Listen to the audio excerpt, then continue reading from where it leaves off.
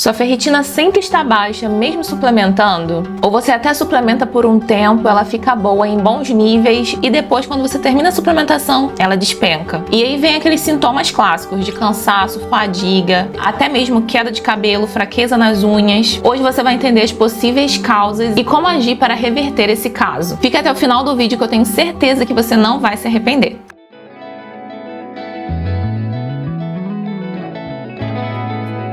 Se você não me conhece, eu sou Evelyn Guerra, nutricionista funcional, e aqui nesse canal a gente fala muito sobre saúde, saúde da mulher, longevidade, epigenética. E se você não quer ficar por fora de nada disso, já se subscreve aqui no canal. Toda quarta-feira a gente tem vídeo novo. E não se esqueça de dar o seu like, porque isso ajuda outras pessoas a terem acesso a esse conteúdo de valor. Se você sempre tem essa ferritina baixa, existem alguns pontos que devem ser descartados. Um deles é a desbiose e avaliar se não há parasitas aí no seu intestino. Então fazer a desparasitação em momentos certos é essencial. Outro ponto importante que se deve avaliar é o fluxo menstrual. Mulheres que têm um fluxo muito intenso, elas podem sim ter a ferritina mais baixa, porque há uma perda de ferro também durante esse fluxo exacerbado. E aí você deve olhar para a raiz desse problema. O porquê desse fluxo aumentado? Será que é uma predominância estrogênica? E aqui nesse canal a gente já tem vários vídeos falando sobre a parte da saúde feminina, sobre SOP e endometriose. Vale a pena você conferir outros vídeos para te ajudar aí. E se você já conseguiu resolver essa questão do fluxo menstrual exacerbado, existem outros pontos que você pode avaliar, como por exemplo, avaliar se não está tendo perda sanguínea nas fezes. Algumas pessoas que têm sintomas intestinais, sintomas gastrointestinais, principalmente com as fezes mais líquidas, dores abdominais, é muito importante você avaliar se não há algum escape de fezes ali no seu intestino, que pode ser tanto na parte mais elevada, vindo dali da parte do seu estômago, ou do início do seu intestino, ou até mesmo do final do seu intestino. Descartando esses pontos,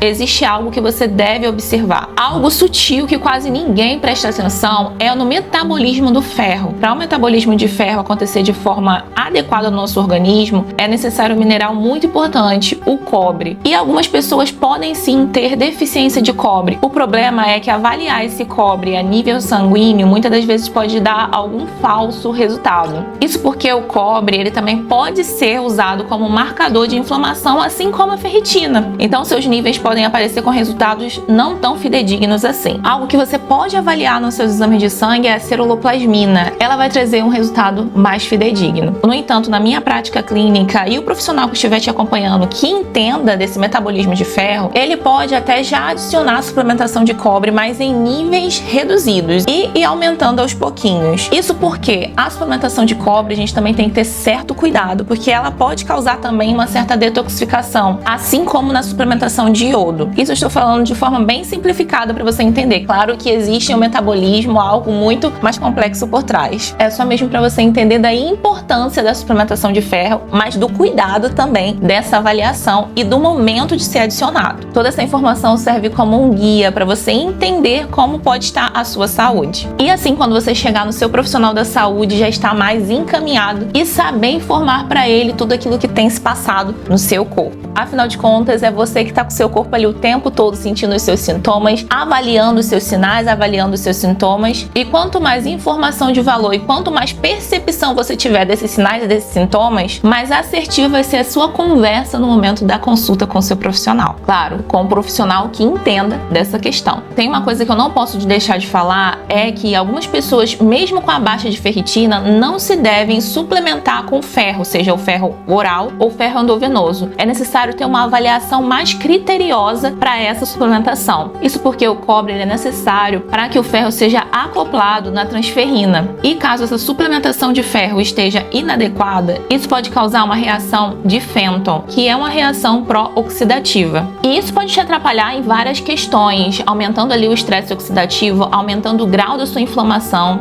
Por isso da importância de avaliar de forma criteriosa esses pontos. E vamos entrar num ponto muito importante que você já pode fazer aí na sua casa, é alguns ajustes alimentares que vai te ajudar na absorção de ferro. Existem alguns antinutrientes que atrapalham a absorção de ferro e você pode estar aí adicionando na sua alimentação uma suplementação, fontes de ferro na sua alimentação e mesmo assim esse ferro não está sendo absorvido de forma adequada por conta desses antinutrientes. Alguns alimentos que podem atrapalhar são justamente as leguminosas. Por mais que elas tenham ferro ali na sua composição, algumas pessoas vão ter dificuldade de digerir bem essa leguminosa por conta de alguns antinutrientes nutrientes que também estão presentes nessas leguminosas. Fora que o ferro presente nelas não é um ferro bem absorvido, bem utilizado pelo nosso corpo. Um ferro mais biodisponível para o nosso corpo é justamente aqueles provenientes de origem animal, como por exemplo carne, ovos, frango, peixe. Então, no momento que você for consumir esse tipo de alimento, tente evitar as leguminosas no seu prato. Inclusive as sementes. As sementes também possuem esses antinutrientes que podem atrapalhar essa absorção. Os vegetais crus também podem atrapalhar a absorção de ferro. Por isso é bem interessante que na sua alimentação, para otimizar essa absorção de ferro, é ser adicionado fontes de origem animal. E para otimizar ainda mais, você pode adicionar uma fonte de vitamina C junto dessa refeição, como por exemplo, tomate. Você pode fazer uma saladinha de tomate, você pode botar um vinagrete ali junto dessa carne, dessa refeição. Você pode adicionar como sobremesa o kiwi, morangos, frutos vermelhos, porque todos eles têm presente ali a vitamina C, que vai auxiliar na absorção desse ferro e ainda por estimular certa acidez no seu estômago, vai ajudar na digestão também da sua proteína. Agora eu quero deixar para você alguns valores ideais que você deve observar aí nas suas análises de sangue para avaliar de certa forma esse metabolismo do ferro. Esses valores não são aqueles valores da referência do laboratório, mas sim os valores ideais e níveis ideais para que o seu corpo esteja funcionando de forma adequada. Na nutrição funcional, a gente até costuma falar que são valores funcionais. E aí, dentro desses valores aqui, percebe que a gente não avalia só a ferritina, mas a gente avalia o cobre, a gente avalia o zinco, a saturação de transferrina, o ferrocérico e alguns outros pontos individualizados. Por isso que eu não quis colocar aqui. Aqui eu coloquei só as partes mais generalizadas, mas que já vai te ajudar bastante aí. A saúde do nosso corpo não depende de remediar alguns sintomas isolados, mas sim entender a bioquímica por trás de tudo que está acontecendo, a fisiologia que está acontecendo aí no seu corpo. Se